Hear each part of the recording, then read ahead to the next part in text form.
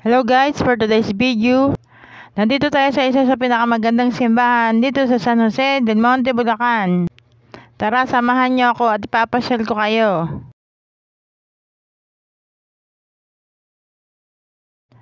Ito ang St. Joseph the Worker Church. Ang ganda ng simbahan guys, ayan, nasa labas pa lang tayo pero sulit, ang ganda-ganda, grabe. Nakakamangha ang paligid niya guys.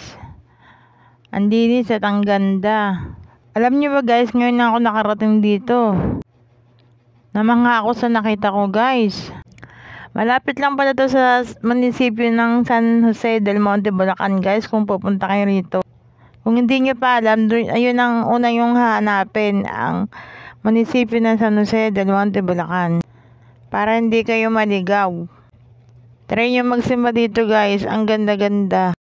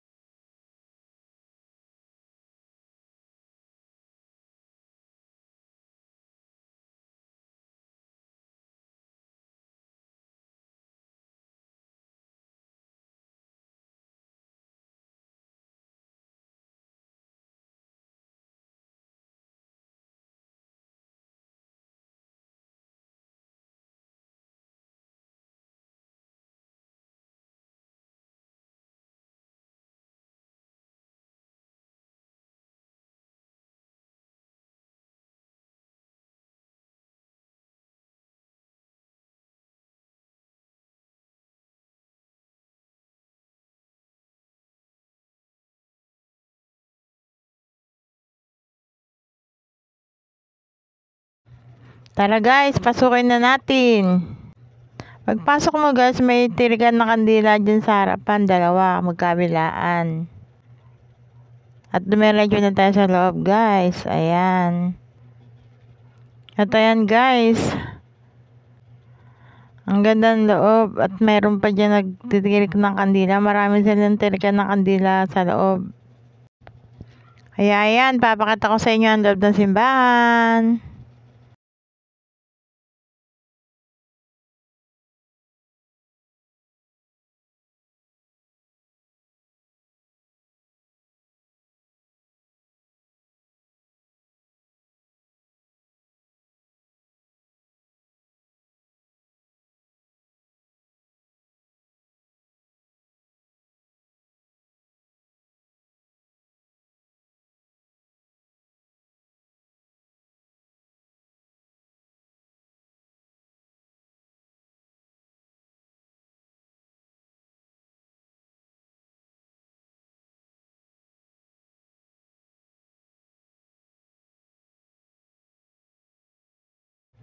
At ayan, ilalapit ko kayo sa altar.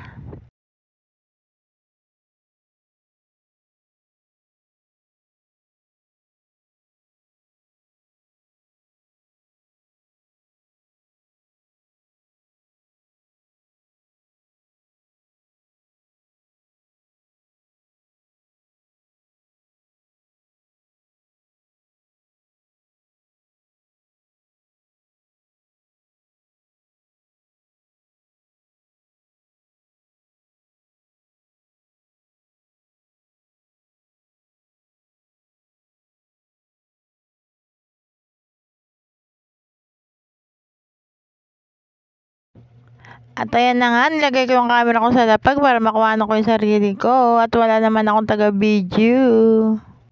O diba, gawa-gawa rin ng paraan pag may time. At ayan na ako, lumapit na ako dito sa may bandang likuran. Dahil dito kayo nalagay ang aking cellphone. Para makita ko naman ang buong body ko guys. At ayan na nga, magdadasal ako. Pero nagdasal na rin ako kanina, kaya lang di ko na-videohan. Kaya yan, inulit ko. Nagpasalamat muna tayo sa lahat ng mga biyayang pinagkakalob sa atin na Panginoon. At sa paggabay natin sa Kanya araw-araw. At ayan, tapos na akong mag-video sa loob at lalabas na ako guys. At ayan, nakita ko si Papa Jesus. At ang kanyang 10 utos. Ayan, 10 utos ng Diyos. Ibigin mo ang Diyos ng higit sa lahat. Pangalawa, huwag kang magpahamak manumpa sa ngalan ng Diyos. Pangatlo, mangilin ka kung linggo at mga araw ng pangilin. Pang-apat, igalang mo ang iyong magulang. Pang-lima, huwag kang papatay. Pang-anim, huwag kang makikiapid sa hindi mo asawa. Pang-pito, huwag kang magnakaw. Pang-walo, huwag kang magbibintang at maninirang puri at huwag kang magsisinungaling. Pang-siyam, huwag kang magnanasa sa di mo asawa. Pang-sampu, huwag mong pagnasahan ang di mo pag-aari. Ayan ang 10 utos ng Diyos, kaya sundin natin.